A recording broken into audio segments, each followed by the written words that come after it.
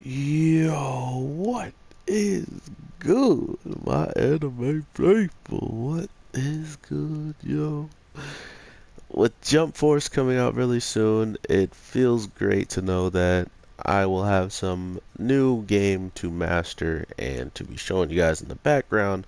But not only that, there's a lot of like costumes and stuff in there, so maybe I can make some characters that people didn't even really expect to have in that game.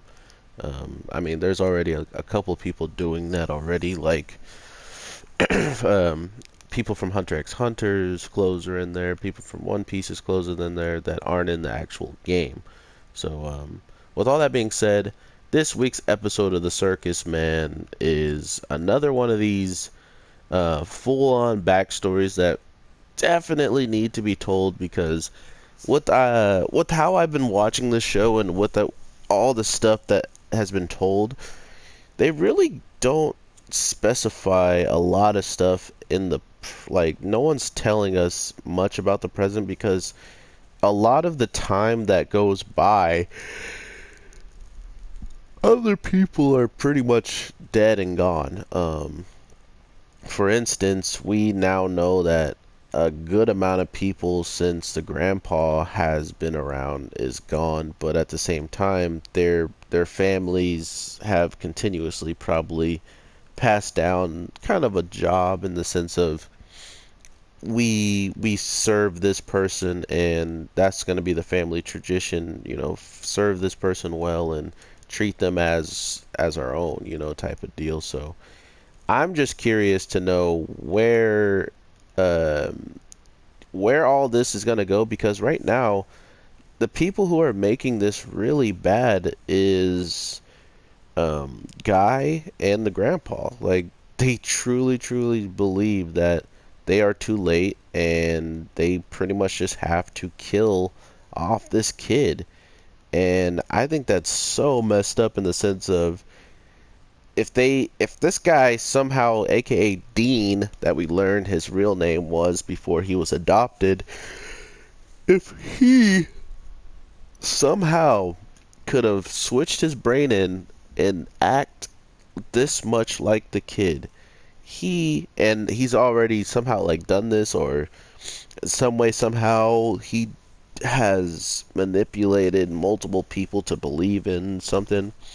Maybe the body that we see Dean in the first time we see him wasn't even that. That's another body he brain put his brain into. So it's a really weird situation, and it would make sense if he did put his brain into that guy because of how easily he jumped from the boat to the dock and how far was definitely unhuman like. So, in my opinion, they're pointing a lot of fingers that this Dean character, or aka the father of the grandfather, or the son of the grandfather, is pretty much the reason why he is even in this situation that he's in, and that's practically another reason why he hired Guy to take him out. Or I mean, maybe the organization of Shimigami have organized it because seemingly this guy who's putting his brain into certain family members or just certain people in general,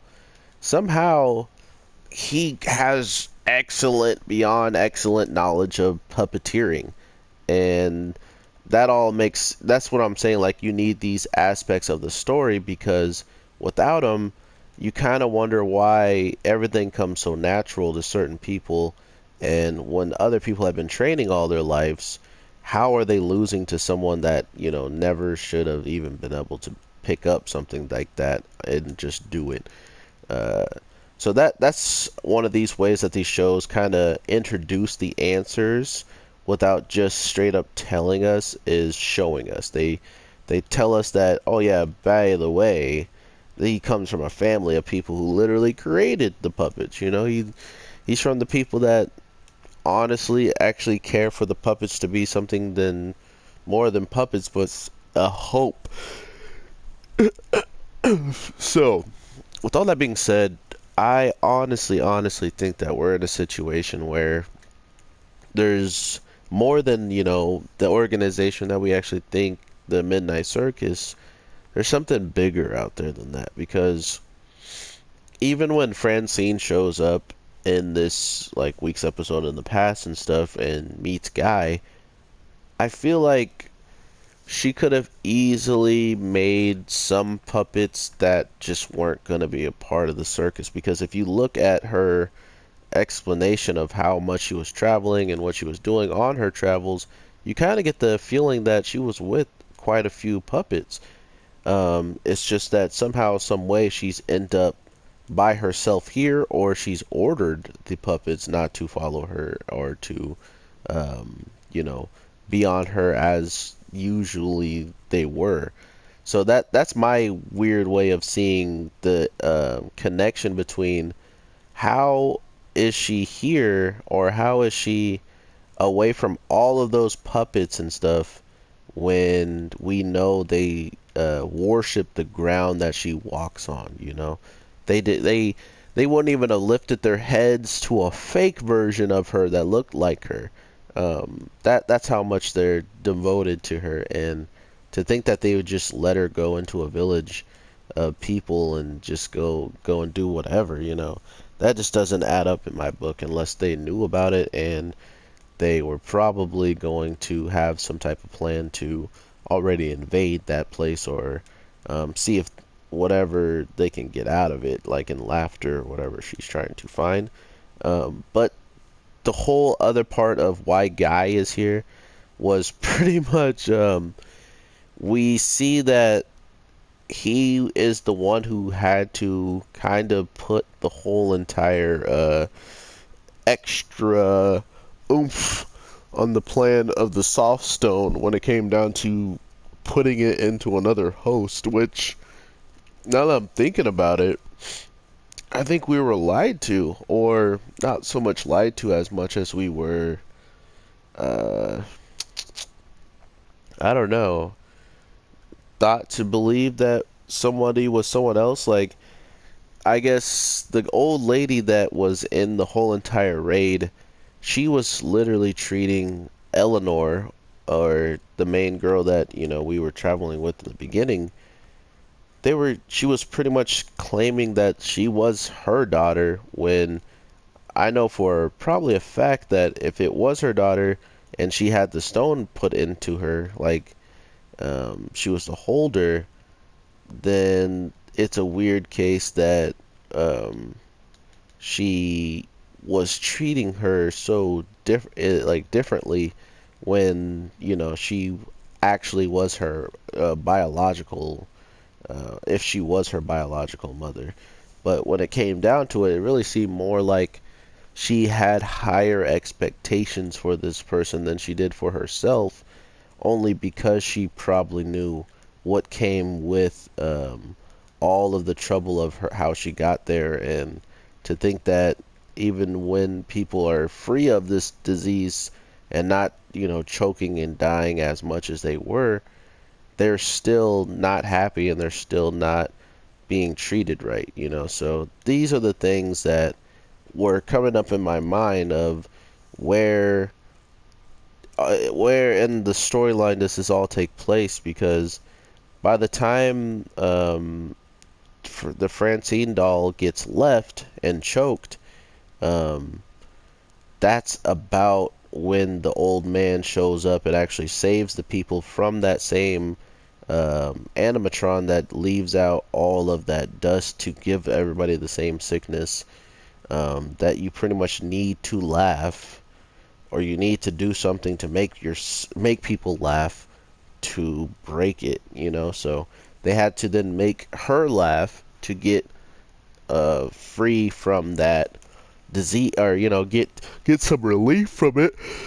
But she was an animatronic, so she didn't know how to laugh. So pretty much people were just going to die, or not die, but stay alive forever, choking. And an old man comes, uses the small stone sliver of it, or the elixir, and gives it to all these people in the village so they can all live normal lives, but as immortals, because they're not going to die very quickly. Which then leads to this old man meeting the grandpa and getting the name of Shimigami, and he goes back and tells them that name, and then the story should progress further. So at some time, I think this daughter that was just born somehow is going to get to her, get to the girl that we were, being that was guy was with the whole time, the old lady. I always say her name wrong. I think it was like Lucille.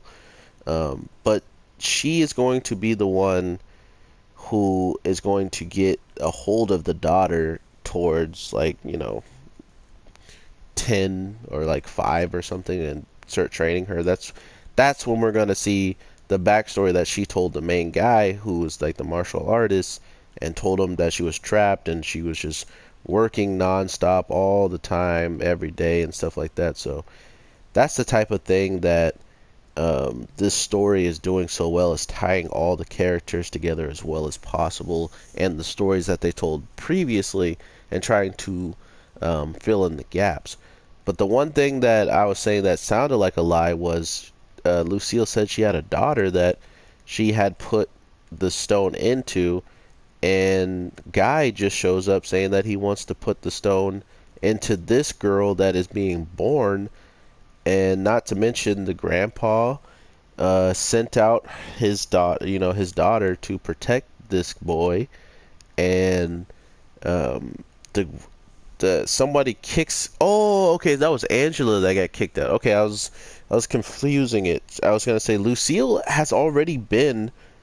She was the one that kicked Angela out in the first place to do all this. So that's where I'm getting so confused. I gotta go back and just not go back, but I just gotta sit back and remember all this little tiny details that they sprinkle in there, because some of them are much quicker than the others, and that's fine. But with all this being said, guys, I hope you guys definitely check out this show. It's definitely in the slower period right now, with fleshing out so much backstory for so many characters quickly, that it's got to be doing it for a reason. We'll probably be seeing the end of the grandpa, or getting his true revelation as being like he has puppet legs in the work, and he's going to fight. He's going to be the next organization or something like that. Or even worse, we'll just get Guy trying to straight up body this kid after, maybe being convinced that he thinks his brain has been taken over.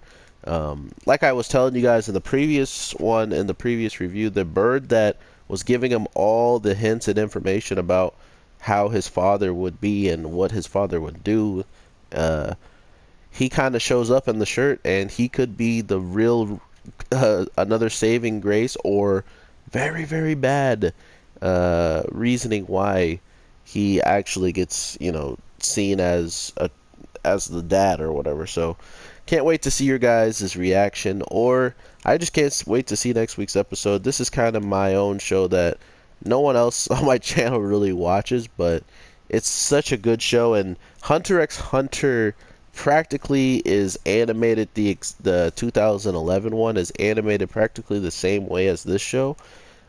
So you can literally see Leorio in this episode, because the character Dean looks so much like his body type and animation type, that it's hilariously dope. It's almost like my nostalgia for Hunter x Hunter also helps me enjoy the show and the look of it just that much more. So with that, everybody, I hope you have a great day, night, evening, whatever the case. Please go check out my Promised Neverland video if you guys wouldn't mind. That definitely came out before this one, so if you wouldn't mind going back and dropping it a like and commenting, that would be amazing. Or just by viewing this and dropping a like on it is greatly appreciated already. So I hope you guys have a great day, night, because for me it's going to be nighttime when I'm dropping my next video. So I hope you guys have a good day all the way up till then, and then a good night until the last video. So I will talk to you guys in the next one, and hopefully I will be able to be playing some Jump Force tonight, because I probably will stay up and play it. So if you guys want to see any Jump Force gameplay from me, I think I'll be on Twitch and stream my first little bit of gameplay of it. So look in the description for that information, and I will talk to you later. Alright, peace.